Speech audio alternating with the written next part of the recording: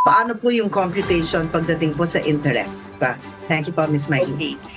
Yeah, thank you. Thank you for that question. No? So, actually po, sa ngayon, ang pag-file po ng salary loan ay online na. Talagang pinapadali na po ng SSS lahat po ng proseso niya na hindi na po siya ang mga members po, hindi na po kailangan pumunta po sa tanggapan ng SSS. So, kailangan lang po nila, ang kailangan lang po dyan ay meron silang my.sss account, no? And kung wala pa, pupunta lang po sila sa SSS website, yung www.sss.gov.ph, at dun po ay magre-register sila online. So susundan lang po nila yung steps doon, ano, nang sa gayon ay maka-create sila, no, ng login credentials ng my.sss account nila.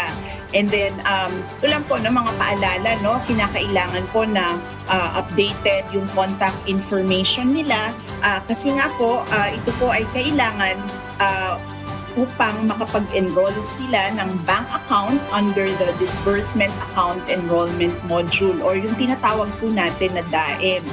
Okay? So, ito po yung mga importante po na steps, no, nang sa gayon ay tuloy-tuloy hanggang sa matuloy na nila yung kanilang application for salary loan. So doon po sa pangalawan yung tanong, no, kung paano ang computation ng interest. So ang salary loan po ay ma-charge po ng interest na 10% per annum. So this until it's fully paid and it's computed on the diminishing principal balance, and it shall be amortized over a period of 24 months.